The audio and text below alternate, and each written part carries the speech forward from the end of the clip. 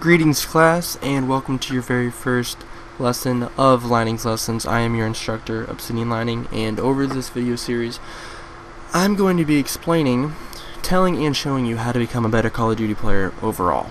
What I mean by that is, your KD ratio, accuracy, and just overall more understanding of the game, kind of like how the competitive players look at the game, okay? This is lesson 1, and I'm going to be calling this map and mode collaboration. Now what that means is basically every map and game mode that you play has its own separate strategy that you should take into account. A lot of players just run into a game and pick a gun. Doesn't really matter what the game mode is or the game map. They just pick a gun to play with that gun, and then they end up going really bad. Then they can't figure out why. So I'm going to be giving you 4 examples, and I hope you guys really take these into consideration when you guys play next. So class, put down your notebooks and pay attention to okay class, this is Team Deathmatch. Now this is the most popular game type in Call of Duty, and I'm playing on Plaza. Now Team Plaza is a very small map, a lot of tight corners. What is a good weapon to use? Yes, of course, the submachine gun. Both my Scorpion and this MSMC that I picked up are very, very good weapons to use because they're very mobile, very high firing rates, and they're very strong. You want to make sure you're choosing the right weapon for the right game type. This is the right weapon for this game type and this map. Very small map. There's not a lot of long range areas. It's very, very tight corners, and plus, especially since it's Team Deathmatch, the whole point is to get kills. This and Kill Confirmed, the only 2 maps that are really comparable in this sense, you both have to be up close. Sometimes. Team Deathmatch, not always, but for this map, you do. Kill Confirmed, obviously, you get the pickup tags. So it's around the same line. You have to be up close, get them, and get the tag. As you can see, I'm still running around, but I'm being smart. You see, I didn't run out there. I knew enemy was out there. You see, look, got him to come up close to me. Wait for the next guy. I didn't want to show up. I throw a grenade outside. So you have to play smart offense, though. Like the enemy coming around this way, take him out. In this example, I am playing Domination on Aftermath, and as you can see, I am playing defensively, first tier. With playing defensively, your whole goal is to keep your points secure. You're not doing a lot of capturing. You're just kind of sitting back, playing defensive, helping your team out, stopping the flanks. And a very good defensive weapon to use with the LMG is probably the best next to the sniper rifle. This map, though, the sniper rifle is not a very, very good tactic to use. You can also use an AR for this type of map. It's just big enough where an AR becomes very, very handy. You easily get in and out of little locations, and doesn't help that ARs are the best weapons in the game. You can pretty much do anything with them. But as you can see, I am sticking to B, holding down B, so that my team can go capture A. And basically, this is all you do for defense. Really, you don't do a lot of running around. You just kind of keep your teammates safe, support them, hold down everything you can. Securing B. And then when you play defensively on a map like this, using these 2 type of weapons, basically you're gonna play good just with that. That's not even including how skillful you are. Let's not take that into account. This is the offensive side of Domination. As you can see here, I am playing on Hijacked, which is a very small map. What's good on small maps and in close quarters? Why, a shotgun, of course. Hijacked is probably the perfect map for the shotgun, in my opinion. There's only 2 maps that are really, really good for it the entire map through, and that is Nuketown and Hijacked. But as you can see, I'm using the shotgun, and basically, on offense, your whole goal is to push the enemy back to their spawn so you guys can get up and control the majority of the map. In this case, for Domination, you want to control your spawn point and B. If you can hold your spawn point in B, you can't lose. Right? You're getting 2 points for every time they get 1 point. and also, you know, playing offensively like this, it doesn't mean you have to just run around and just blatantly shoot around. You know, you can also kind of take a defensive stance sometimes. You know, when you're trying to, you know, sit next to a wall to find, you know, enemies rush past you and then you kill them. You don't just want to just keep running. You want to play smart offensively. That means when you're playing offensively, you always want to go for the objectives, but that doesn't mean just throw your body at the objective and think, okay, if I'm on, I'm going to get it. You know, you have to make sure, you know, all the enemies are dead. You know, you have someone to help you or something. Best thing to use when playing really aggressive offense is using a trophy system. Using a trophy system stops any incoming explosives, but only does 2. But 2 can be enough to save your life and to help you get the capture. Also, this is a small map. You can see there's a guy on this map using a sniper rifle, which is dumb. You know, this is a small map. You want to stick to small weapons, especially since I'm playing offense. I'm not going to be running around with a sniper rifle. I'm just going to be using my shotgun and taking out campers like that. Sniper, get down! Sniper's down. Okay, here we have Search and Destroy. Now, if you don't know, Search and Destroy is a 4 to 6 round game type, depending on if you're playing Champions League or not.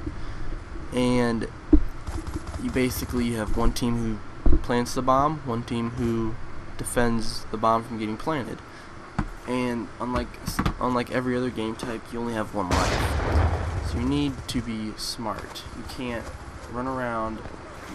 You have to play smart.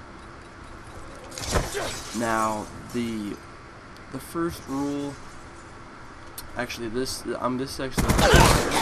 Rules. I'll tell you, this is actually an entire game. This is actually the longest lesson so far. And the reason why I'm showing you the entire game is I just want to show you every round and how I play. I actually end up going 9-0 in this game here, so it's a perfect example to show you guys how to play Search and Destroy. So as you see, our whole setup was to defend A. A is probably the most on this map. This map's like a medium to long range map, depending on where you're looking. And I've normally encountered A as the main bomb site, so that's why I went to A first. You see, I'm using my M8. Using an AR because, you know, I'm a very good AR player, and performance. Get ready for the next round. Since I'm not a typical rusher, I'm not going to be running around a lot with my AR. As you see there, I was running around because they had one dude left. But we won the first round. I want you to see this map here, because this is going to be the first example. As I push up through mid here, you're going to see. I'm actually going to stop it. Okay. As you see, guy dies on B, gets hit with the sniper rifle, so I see the dude to the far left. I know he's there. I hear a gun battle going on at A, so I know that there's a guy on A. So from the dude who's challenging at A all the way up to the sniper to the left of the screen, I know that within that line that the enemy went to the left. Now that doesn't mean all of them are on the left, but that just means I have to watch my left. So that's why, you know, as you see here, I have 3 teammates right below me. See on the map, on the mini map, 3 teammates right below me. So I know that, actually technically 4 if you count the guy who's challenging. So you have 4 guys on A. I'm letting them do the work there, so they're watching my flank. So technically I can watch just the right side.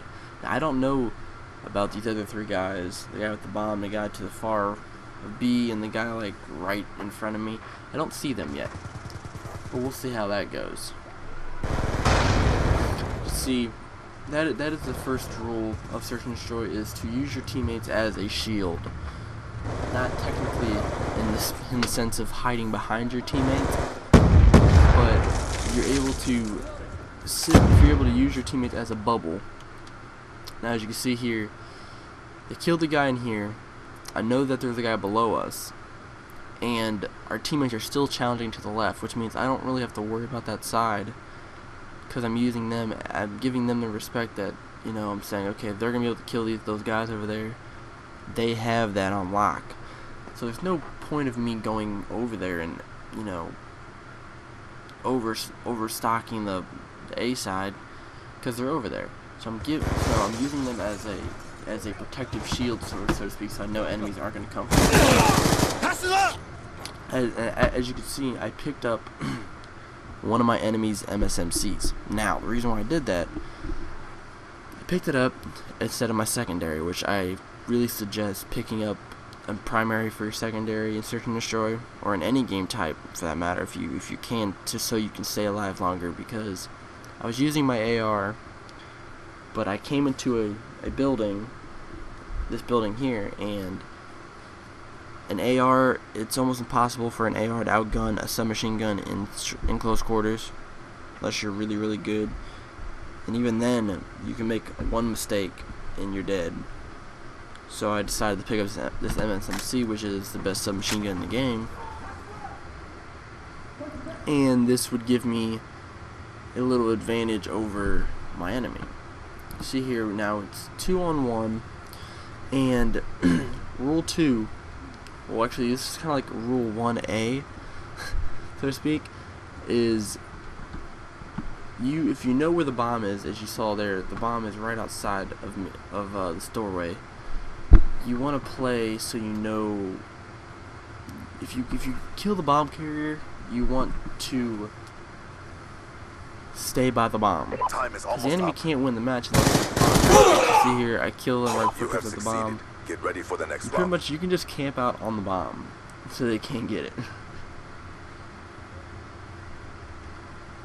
And basically, like it's I wouldn't call it really a cheap move, because it's, you know, you have to defend the bomb. So you technically just let them come to you.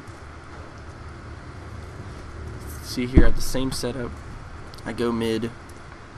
This is a normal, and this takes me to rule 2, is create a pattern, create a routine, so to speak. You want a routine for Search and Destroy. When you go to a certain side, you want to have certain points that you go to that, you know, so it makes you, you know, feel comfortable. You know, you look at the certain choke points in a certain order. You go to the same side. You know, you get a pattern, so you kind of know where the enemy more likely to come from. Now here, let me show you an example of something. You see here, I shot this guy. Now, instead of being super aggressive and putting my head all the way in this doorway over here, you see, still like there. Crazily, I get a flashbang kill. But most of the time, you're not gonna get a flashbang kill like that. So when you're challenging like this, especially in Search and Destroy, miss.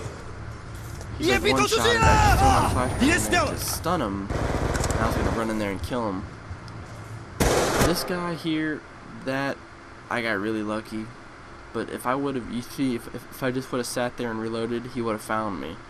But since I got the instinct to back him into a corner before I reloaded, I got the kill. So I got 2 kills right there. It is 2-1 again in favor of the Dream Team. I'm 6-0, and this is pretty much how you play a perfect Search and Destroy game. You said, I know the bomb's down again, and then I just go up there. Actually, let's show that kill. I pick up this dude's Scorpion instead of my pistol, yet again with the picking up a SMG as your secondary if you don't have one. especially with the Scorpion, Hellstorm missile on fastest standby. submachine gun in the Wild Wild West. So why not use it in short range, especially for secondary?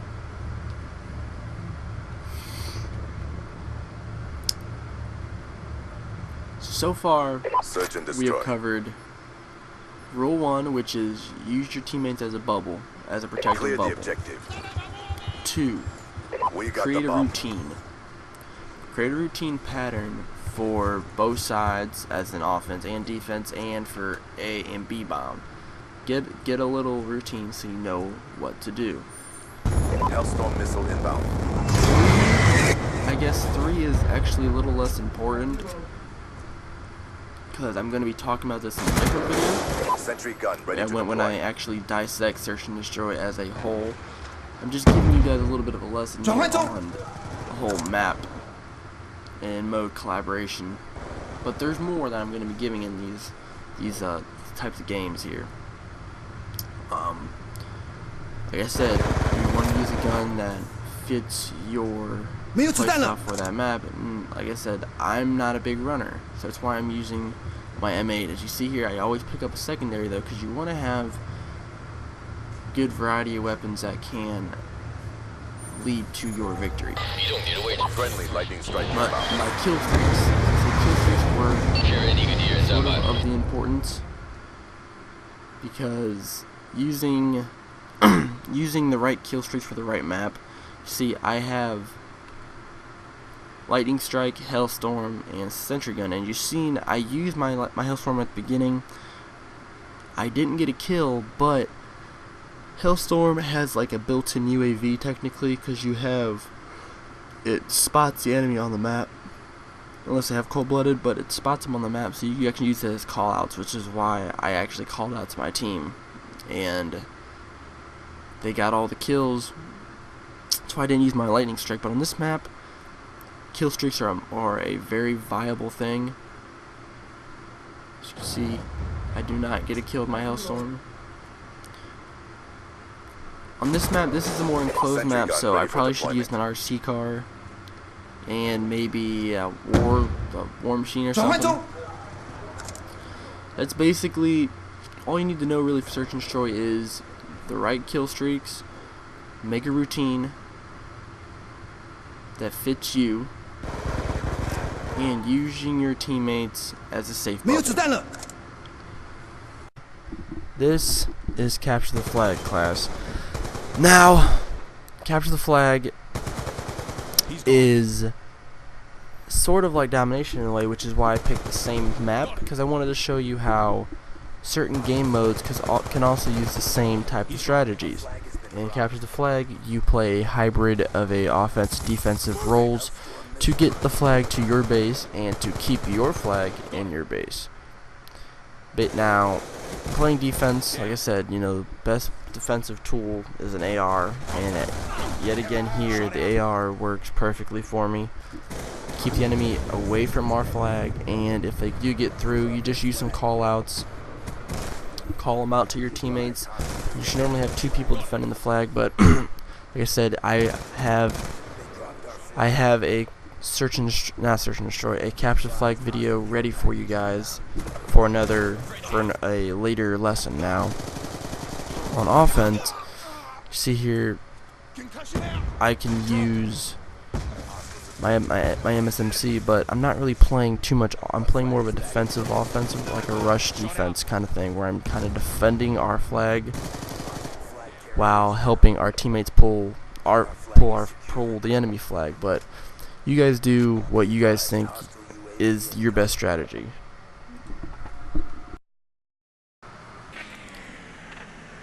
So what have you learned today, class? In team deathmatch, it's all about running and gunning. So use a gun that fits that map style.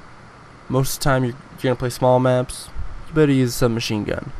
Domination, play to your play style. Offensive players use light weapons. Defensive players use heavy weapons. Same thing for Capture the Flag. Offensive players use light weapons. Defensive players use assault rifles, light machine guns, sniper rifles. Don't mix and match. and search and destroy. Play like you only have one life, because technically you only do have one life. So that concludes our first lesson for this class. Hope you guys enjoyed it. If not, too bad, because you'll be back next week. That's what happens when you're in school. Stay tuned for next week's lesson, and class dismissed, and YouTube. I'll see you on the battlefield.